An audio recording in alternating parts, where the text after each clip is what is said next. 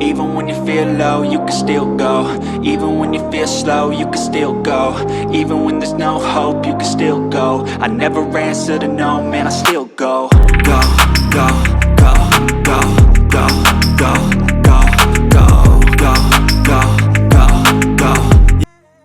What's up, YouTube, and welcome back to my channel. So today we're going to be making some boneless banana pudding. Yes, I did say boneless banana pudding, and that's because we're going to have banana pudding with no bananas.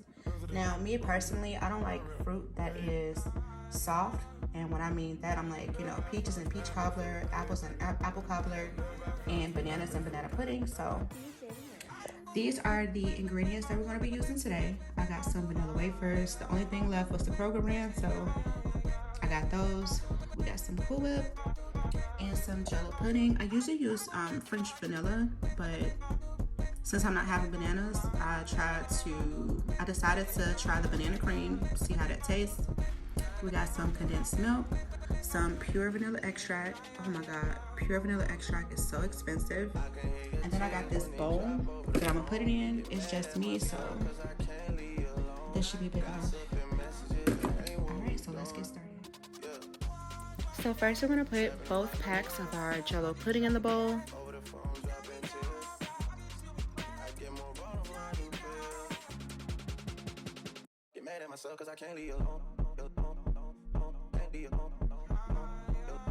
Next, we're going to add 4 cups of milk.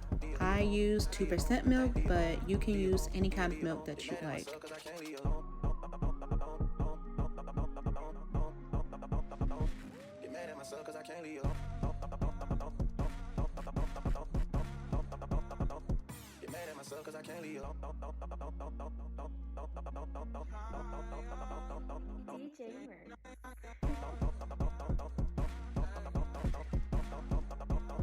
Next, you want to stir it all up. Please use a hand mixer or a whisk. I could not find my whisk, so as you can see here, I did try to use a spoon, but it was not working. So I did go ahead and put it in my blender, and that did the trick. After blending, I did pour it back into the bowl, and I added a splash of vanilla. I really could have left it in the blender, but you'll see why in a second. So next you want to stir your vanilla in. Stir, stir, stir.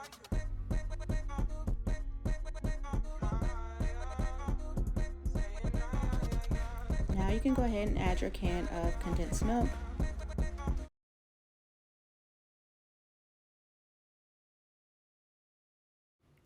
Go ahead and stir that as well. Stir, stir, stir.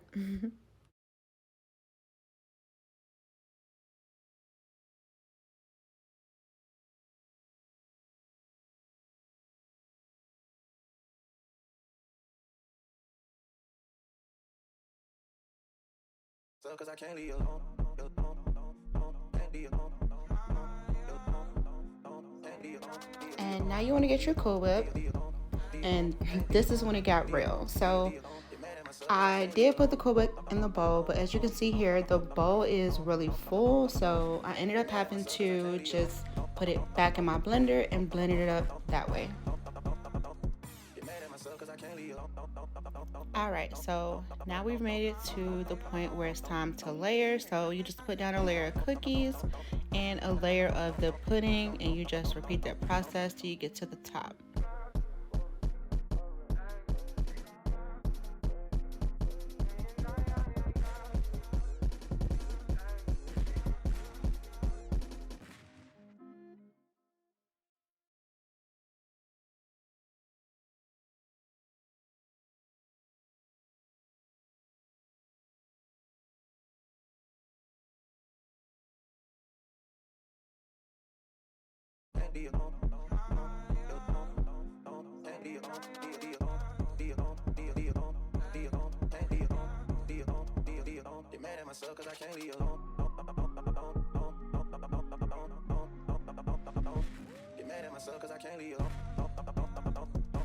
Alright, and now this is the finished product.